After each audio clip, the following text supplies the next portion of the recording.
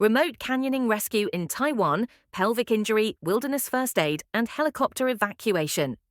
We were in a remote canyon, deep in the Taiwanese mountains, when my friend fell 8 meters and broke his pelvis.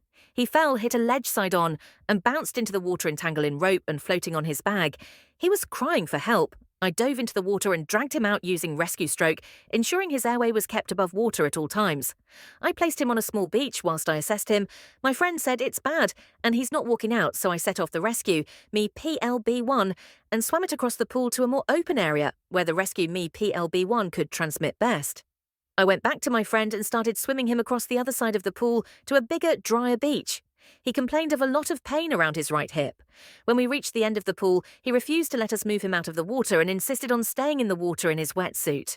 I asked friend 2 to help me get the tarp out of the bag, and we used it to lift friend 1 out of the water. He was screaming in pain, but I didn't want him to get hypothermia.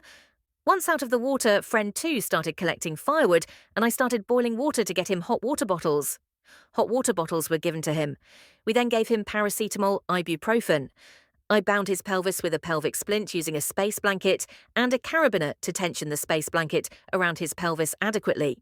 I then bound his feet with a sling to hold his legs and pelvis together. Vital signs taken every 5 to 10 minutes initially were stable. As friend 2 was sorting firewood and building a fire, I started cutting off his wetsuit with a canyoning knife, being careful not to move his legs. Once the wetsuit was off, friend 2 and I pushed dry bags under his body, then put thermal layers on and a raincoat and rain pants. Then I took off his shoes and wet socks and put on dry socks, then reapplied the foot wrapping. Friend 2 tried to walk up the ridge above us to get a phone signal, but got to a section where there were impassable cliffs in many directions, so he returned to camp. We refilled his hot water bottles every few hours and kept the fire going with green leaves sitting close by to put on the fire if we heard a plane flying by to send a smoke signal.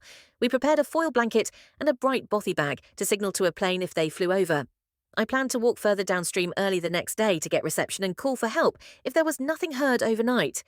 We made a rope stretcher and tried to move him onto it to get him high away from the water, but he was in too much pain and would not tolerate it.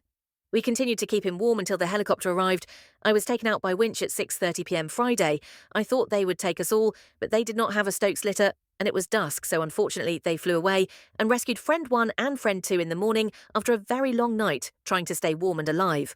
Words of wisdom: bring a fire starting kit, a pot to boil water, a few bottles you can put boiling water in that won't deform. This can prevent hypothermia. A few foil blankets are also great for creating a pelvic splint and keeping you warm and signalling helicopters. Thank you note to the Ocean Signal team.